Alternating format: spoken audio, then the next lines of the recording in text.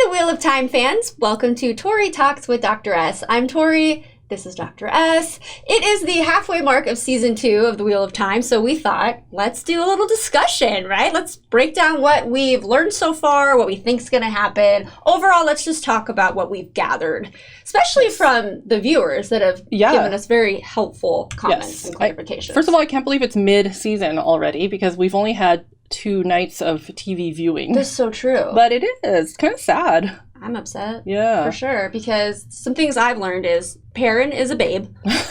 Smoke show. Quote, smoke show is your term. Oh, yes. Maureen's my hero. Liandrin's probably one of my favorite villains of all time. Yeah. Matt is somehow not a main character anymore. And lanfear, the reveal, was supposed to be a bigger deal than we made it out to be. So I was going to bring that up because we were so all about Liandrin, which we should return to also. Yes. But everyone was like, what'd you think of the lanfear reveal? And well, first of all, to our defense, it happened at the very end. And to me, it seemed like more was to come on that. It was very shocking. Yes, absolutely. Yeah, it was shocking. But I guess it was a way, like everyone, like viewers were saying. My husband was like, I can't believe you guys didn't say more about that. And then your brother. Her husband's my brother. But then I have another brother who is a reader, a book reader. And he also called me. Not that he doesn't call me, but just to ask me, what did you think about the lanfear reveal? I'm like, oh, yeah. It was a big deal. Yeah. I can see why that's a big deal. But then your husband, my brother, Jason. Yes.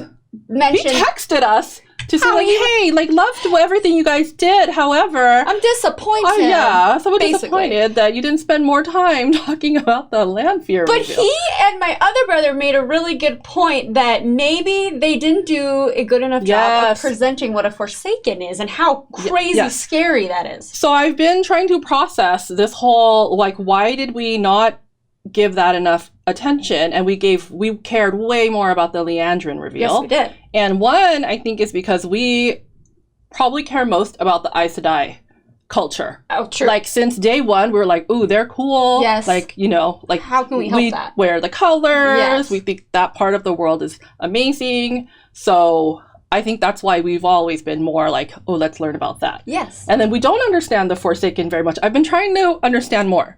So I went back to look at, like, that little scene. Oh, because you also had noticed the ring from episode 1 of this season, which I didn't notice.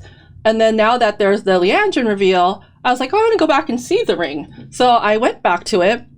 And then it kind of makes more sense. So Ishamael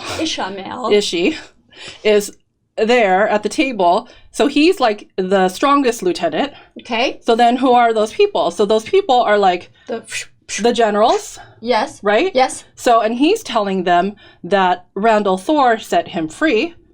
Uh-huh. Okay. So that's why he's there now, out and about.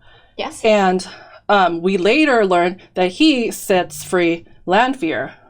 Yes. Right? So then there's only 2 that are free. Oh. Yeah. And then Moraine says if all of them come out, then it's going to be the end, right? The last battle will be here. So basically what I understand now, I think, tell me if I'm wrong, because I'm trying really hard here. Once all of the Forsaken, because only those 2 now are the Forsaken that we are aware of, because all those people at the table are not Forsaken. They're just generals.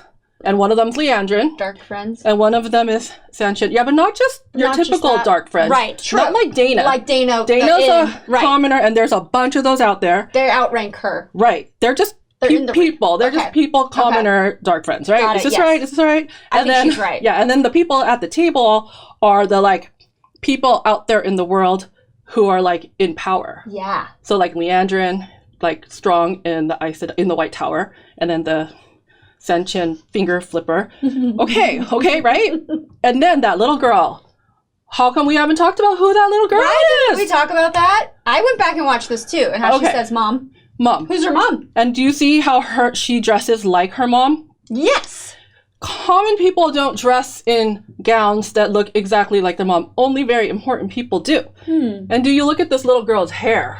Who does she look like to you? Do you know? No. She looks like Elaine. Oh! Yeah. To me. I think that they're related or it's her. You think Elaine could be the little girl.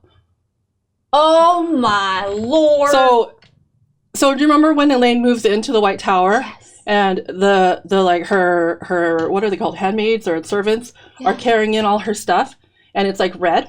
Yes. And it has like I think it's the lion, right? Like red, some lion thing is their emblem or something. Wow. Yeah. So the girl and the mom at the dark social, they're not wearing like lions. I feel like that would be too obvious. Yeah. But they are wearing, there's red in their dresses and gold and other colors, but they're matching. Whoa. And only like fancy people do that, like royalty. So like what if her mom, so the queen, right? Or like the ruler, is one of the powerful generals. And then I was like, wait. So first I thought, oh man, Elaine's going to be so mad when she finds out that her mom is evil. And then I was like, oh, wait a second, Elaine's evil too. Oh my gosh. So hear me out here. Celine came on pretty strong. Yes. To Rand. I mean, they did have 5 months of, he's been living at that inn for 5 months, right? Yes. Slow build, maybe, but we only saw the coming on strong. Yes. Right? Like, she was like in a hurry to get him to the cabin. Oh yeah. Right? Okay, so hear me out. I'm like out of breath. This is so cool. I'm so excited. Okay, so I went back and watched scenes where she's moving in, Elaine's moving into the White Tower, and remember when she goes to Egwene's room, and she's kind of like accidentally condescending, like, oh, wouldn't it be nice if they had cleaned our rooms instead of leaving all this rubbish around? Like, kind of like flexing power play type of thing. Like, oh, he, you're my subject. Okay, so that's like, okay, whatever. She could just be naive. Like, she seems like a nice girl, whatever. But then she says something like, just something like borderline stalkerish, like coming on strong, like, how did she put it? Something about like, you know, some of the, how close they'll become because they're Aes Sedai in the same, like, quarters, you know? And then she, like, gives some, do you remember that? Yeah. And she gives some examples of, like, some other Aes Sedai who I don't know their names, but maybe they'll be important. But then they, like, show her face, and it's kind of, like, sinister a little bit. But Egwene's reactions to whenever Elaine comes on strong is really weird, like... Off-putting? Like, just, like, well, slow down, girl. Like, we've just met. And then there's another scene, I think it might be the next episode, where Elaine kind of says, oh, show me around the White Tower. And then Egwene realizes, like, she's already been to the White Tower many times. Right? And Egwene's like, oh, you didn't really need me to show you around, did you? So she just keeps forcing herself in. Yeah. So I don't know. Now I feel like I could be just paranoid and think anyone could be a dark friend. I don't know. Well, I feel naive because I actually had a prediction for Elaine that she was going to, like, along the way, either, like, fall in love with Perrin or Matt. Well, maybe she's going to do, like, a Celine on them. Okay. She's going to Celine them. Yeah, she really could. You don't know. We have no idea. Because aren't they going to the same place? Yes. So, like, in the last episode, Liandrin, like, knocks them all out. Like the Egwene and Nynaeve and Elaine. And in the preview for the next episode, they're in the ways. I went back to check. Like, they're totally in the ways, like, where we saw them before. And they're probably going to where they want everyone to go, right? Because don't they need to get all 4 of them back together? Yeah. To do something to them? Kill them? Use Rand, but kill the rest of them? I don't know.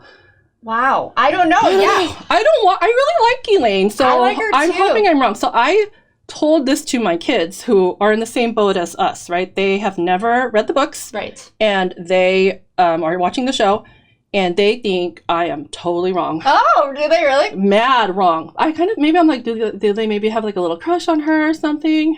Because they're like really defending her. And they're like, how could it be? But literally, like, her hair is exactly the same. And if they close up on her face is like a small version. Okay, so the part that my kids are questioning me on is why she's so young, right? Because they have that Ishamael. Yeah, it doesn't matter. It's in the dream world. Yeah, because Ishamael's like telling a story in the present, like Rand set me free, blah blah blah. Yeah, see, you get me. Yeah, it's totally possible in their world, right? Yeah, I think I was with you with her mom being one of the Dark Generals, but I don't think she is. Yeah.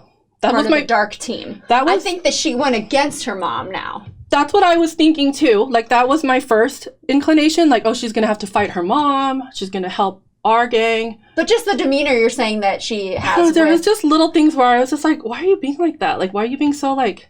Well, all I thought of her so far in these first episodes was like, why are you always like all over Egwene? Yeah. Give her some space. Yeah. So I did think that was a little needy of her. And like, why did you choose her of all of the novices to connect with and literally stalk? Kind of, right? Be around. But I felt it more of like a kinship. I don't know. Yeah. I think I'm being naive to it, but... I'm not sure, though. Obviously, I'm just guessing. That would make sense with when Liandrin said, oh, you're just, like, you're a complication. Maybe because she's on her side. So she had to hurt her. And she's like, sorry about that, friend. Yeah, because... Technically, she has to know. Oh my gosh. Oh, this is so exciting. I don't know. This took this to a whole other level. You guys might think I'm totally crazy. I don't think they think you're crazy. I was like, I looked at the girl, and even like, it's dark in the dark social scene, right? It's dark. So her hair, it doesn't, like, we didn't see the little girl and say like, oh, she has red hair. But I've now gone back and looked at Elaine again. Her hair's not red. It's like brown with like red, like you see reddish in the light. Yes. And then this girl, like, it's nighttime, right? It's dark inside and out. But with the light of, like, the moon or the fires, there's, like, a reddish glow.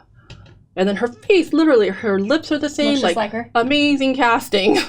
Like, there's no reason to have a girl look Elaine. Exactly like her. Elaine. It has to be. That's so exciting. Yeah, I was thinking that. Why didn't we make a big deal about the girls? Yeah. There's another detail we didn't talk about, because not only do they show the sea crazy lady and then the black. Yes. I know where you're going. There's the skirt. Yes. Of this other one. Is that a bird? The bird. Yes. It's a bird. So I've been trying to think, like, they showed all that in the beginning on purpose, for right? a reason. And always. we now know, like, most of them. Yeah. Like, we know half of them. Pretty right? much. But then, so we don't know who Mom is. For sure. And we don't know who that bird logo is. Right? So then I was thinking back to, like, I look back to when Rand goes with Celine to where they, where he dresses up in, like, the red coat, and he talks about, like, the red, like, I forgot they call it Gildan Eagle. No, Gildan, I don't know. But he's wearing this other thing that's, like, crest-like. So I'm like, I was looking, like, is there a bird somewhere? Where's the bird? Or that could go into the red skirt lady. Yeah, but except that it's a different animal. Oh, like one's a dragon or a bird type thing, and then hers is a lion. Yeah, so who is that? Yeah, who does that belong to? So like different houses have different animals, but they all have a dark representative. Know that I've seen the bird. Yeah, and then who are the other four? Right? So like there's that half we pan. Then I'm sure. I mean, this is only season 2. Yeah. So there's room to go around. Plenty of time. Yes. Yeah. Yeah. Well, I was thinking the same thing. Like, we didn't even talk about those other little details. Yeah. Another thing was we had a viewer comment about maybe it was a little more obvious if you paid attention to Liandrin's mannerism. So her hand under the table. I was trying to go back and look at a scene with Liandrin and Nynaeve, and then Liandrin and Matt, and all I saw is that her thumb moves a lot. Like, she's holding on, and then her thumb kind of, like, fidgets a lot. And it did in the first part, too. So I don't know if that was the mannerism you're talking about, but I guess I see that, too. Yeah. But maybe we should have picked up on that. But it is official. She is, right? Yeah, for sure. She's the Black Aja. I mean, you said Rafe confirmed it. He confirmed it in that little video after. So I went back and watched all those, too, just to see. So, yeah. But that's exciting. I love that. I love that you're most likely right. But see, you're so good with interpreting things. It took a while, though. I had to go back and see that thing. So, because what's tricky is, like, so you rewatched the season before this season started, right? Yes. You rewatched season 1. I did, too. And in part of if you rewatched it at the last episode, they showed that first scene. And then when we watched they showed it again. Yes. So I've already had seen it twice, and I didn't catch the black ring thing. Yeah. But now that we watched episode 1 through 4, and then I went back and watched that, I was just like, oh my God, duh. Yeah. No, I know. Right? Well, I just happened to catch that. Like, whose ring is that? But, okay, I love that. I hope obviously you guys can't tell us if we're right. So that's they're so nice about being like, you guys are doing a great job. You guys are so sweet about that. Any predictions or thoughts about Perrin? Because I still find his scene and discovering his gift and that he's a wolf brother one of the most enduring parts of this season so far. I love it because I feel like I don't know. I don't have predictions, but I love it too because I feel like he finally like feels whole, like complete, like belonging. Take a deep breath. Yes. Yeah, like he's found his people. Yes. You know how it feels when you find your people. His tribe, yeah. You can relax. Exactly. Yeah. And then what about Matt? So when I said that in the opening, then I'm like, what I've learned is that Matt has become a little bit more of a supporting character, and more Min is almost becoming a main character, which I'm totally fine with. I love Min, but I'm wondering if that is intentional, because I kind of always thought those were our main characters until this season, and I don't have no idea if that's something to do with casting or whatever. But are they pulling back on Matt's storyline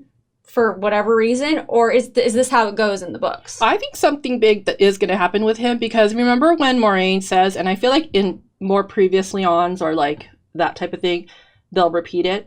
If he touches the dagger one more time, he'll be lost. So I feel like he's going to have like a huge struggle thing, like maybe he touches it. Yeah. You know, and these kids are supposed to all be special, right? They're all special. So, like, you know, Nynaeve went through the arches and she was able to channel, and you're not supposed to be able to do that. If he touches the dagger again, he's supposed to, like, be lost to the dark. Right. I feel like he's going to touch it, but he's going to be able to, like, overcome. It's because they, like, love each other so much that they're able to, like, do things that most people can't do for each other and the world. You know who doesn't have much special consideration is Egwene. I kind of feel like she's also getting lost in it. She's a great supporting character, literally. She's such a good friend to Nynaeve, and then Elaine is piggybacking off of her, but where is Egwene's storyline? And I feel bad for her almost, because she's kind of the forgotten one. No, I'm not saying in the writing. Like, I almost wonder in the story, does she get any kind of cool arc? Like, does she get... I mean, besides she was in love with the Dragon Reborn but didn't know it, and like whatever, but that was last season. What does she get this season? Right. I hope that in this second half she gets a little more. Right, and I don't know if it will be in this book/season. I know that she will, because it's been alluded to that, you know, something huge is going to happen, especially with her and Nynaeve. Because people, I mean, I know you guys are trying not to spoil stuff, but are like, ooh, can't wait to see that. Like, stuff. I didn't even read that one. Yeah, there's so many. What's right? so funny is, like, my brother, your husband, will be like, "Oh, major spoiler," and you liked it. I'm like, well, then it went over my head, because I don't. Sometimes we read so much that, like, if later we're told that it was a spoiler, I might not know which one was a spoiler. Exactly. That, like, it's not that I don't remember what was said, but then, like, let's say it does happen 3 episodes down, I'll be like, oh, I kind of remember that they said it. But it doesn't ruin anything for me. I don't think it's... I mean, yes, people are blatantly spoiling things. I get that. And like you had said, you gave them so much grace. You're like, they're just excited about it, and, which I totally love. But there are literally things you guys say are spoil... Like, I think that we don't even compute it, because we didn't read the book. So you could say, this person does that, and you're like, oh, okay, I don't know what that means to the story as a whole. Yeah. So, for some reason, I'm not picking up on these spoilers. I don't feel like anything's been spoiled for me, but yes, I don't think Jason has done a good job of helping out with the spoilers. Kind of letting us know when there are spoilers. It's super cute that people want to spoil it, because they're like, I just want to tell you. Like, oh, wait till you see this. But also, it's really sweet that people are sticking up for us, saying, don't spoil it, because that is our thing. We have not read the book or know anything about it, but it's fun, though. It's fun to make guesses, and it really is. Although I really want to be right, I'm wrong very often. Like last season when I said Nynaeve's the Dragon Reborn. Oh! Speaking of Dragon Reborn, so the other interesting thing, and people have, like, mentioned, I don't know if I would have caught it on the rewatch, but, like, Celine and the Dragon Reborn, right? So she's, like, the wheel turns, and, like, there's the Dragon Reborn, but is she reborn of something? Like, because remember when we saw that scene, like, 3,000 years ago, but it looked like the future, and then there was Louis Theremin? Who was the Dragon Reborn then. Yes. And he went off to do his thing, but he wasn't successful. And that was the man she was in love with. I think so. And so that's her, though. Oh! The woman. So that's her! Is she? I don't know, but that's the woman. There was a woman. Where'd she go? My brain is... The wheel keeps... It just... The wheel... Hey, what does this mean? There are neither beginnings nor endings to the turning of the Wheel of Time. So because time is... It just keeps turning. Is a construct. Yeah, so it's not like it turns... Well, things get reborn. Wait, is he the only thing that gets reborn? So, like, if the wheel goes back, and then it goes... So it got thrown back, right? It broke, and then it turns, and then it keeps going forward again. Yes. Doesn't mean there's a beginning and an end. It just it's like, and then, yeah. So... Yes. So, is that what's happening? I don't know. I don't know, but she didn't just talk about a man she was in love with for no reason. That person is a big deal. Right. And now she's like wanting to like, well, I don't know. It really hurts my head. It really does. Yeah, I don't know. What? And I still don't get really like what was going to happen to Rand if Moiraine didn't come. Like, what was her end game? To kill him? Or to take him? Or like, well, she make him into... She knew that he loved her, so she's like, okay, now's the time. Get him on my side. Yeah, but just like in a like teamwork kind of way, or in a magical way, like do something to him. Oh. Because was there weaves forming? But he can't see them, because now we know. Or now I understand. I think you've been trying to tell us for some time now. Hello. Yeah, people, they can't see the weaves. Yes. Or the men can't see the women's, and the women can't see the men's. Oh. The women can't see the women can see each other's. Okay. And the men can see each other's. Well, they're, yeah. How did you guys follow these books? I know. This is really confusing. Yeah. I just don't know if she was going to, like, turn him into something, because why, or like... But maybe the sexual act would have sealed the deal in some way. Like in Buffy? Okay, there's like another movie where like if this alien like has sex with this man and like she has a... Okay. Yeah, okay. Woo. So anyways, I don't know. That's my question. I do still want to, That was exhausting but exhilarating because this has been so much fun. It's really been just like, for us, it's a whoddunit type of show. It's a little mystery. I feel like Who is everyone? I'm slowly, like, it's slowly coming together for me. Like the layout, like the people, like a chart of like who's who, you know? Like the Forsaken versus the next level versus the commoners. Forsaken's a big deal. I hope that's all real. Like, tell me if that's the structure of the... She's usually like, the top, there's the dark one. She's good right, at that and then there's the Forsaken, next level. 12 of them? 12? I swear it was 12. But that's a lot. But then 14 books. And then there's like... Oh, yeah, wait. So 12 Forsaken, and then does each one have generals? Like, is Lanfear going to have her own generals? This is like an army. Right? Because Ishamael has his dinner. Like, if they all went to a big, like, convention, like a wedding banquet with their tables of generals. Yes. And then the people. I see what you're saying. Then there's the people. Is that right? She interprets things brilliantly. I just see rings and hair color. I just want to understand, like, the structure of the people. If I just want to know if that's how it is. The hierarchy. And then in the whole course of the books, are we going to meet... Because I think my husband, your brother, said there's like 1,400 characters. Oh my. So maybe are we going to meet all 12 Forsaken, if it's 12? Well, they helped us out because apparently Liandrin is 2 characters put into one. Okay. So maybe they do that with other people too. But okay, so maybe we won't see all of them. The people on the other side of the table. I don't know, but all I can care about right now is the 4. Yeah. Perrin, Mat, Egwene, Nynaeve, Moiraine, Lan. Yeah. Lan. Liandrin. How did we not mention Lan again? Well, he also doesn't have as much to do. He's just over there heartbroken, just wishing to get back together. Yeah. With Moiraine in the warder sense. Yeah. Which, do you think they will? I hope so. I don't know. But for sure, Lan and Nynaeve are going to get back together. Right. Like, I mean, maybe it's wishful thinking, but it's happening. Maybe she'll need... Like, because I don't understand why he can't be her warder if Moiraine doesn't want him. I think that's going to happen. Right? I think that they're making it seem like Lan's going to try to get Moiraine back. I don't know how to say it. Have the bond again. Yeah. But I think that it's ultimately going to be Nynaeve and the warder. Yeah. And can they be both in love and warder? That's an interesting... that's what I want to know too. Concept. Is it complicated? It's not supposed to be. But with some, like Alana, she has sexual relationships with her warders, whereas Moiraine didn't. It wasn't sexual. It was just... Right. So maybe it depends on the Asha. And Nynaeve is special. She's very special. She doesn't play by the rules. We don't want that. I feel like she can have her warder and eat it too. No. We should end on that. Yeah, Okay. Well, this has been fun and exhausting in the best way possible, but we want to hear what you have to say without spoiling anything. Let us know what you think of the season so far, because your perspective might be most important because you actually know what's going on and we don't. But yeah, let us know how well she did. I'm guessing she got an A+. But I guess they can't really tell me. right? Okay, tell her Like, without yeah, telling her or yeah, something, without yeah. telling too much. But yes, please keep the comments coming. We're so excited to go along on this journey with you. And then if you haven't already, like and subscribe, and we'll see you next time. Bye-bye.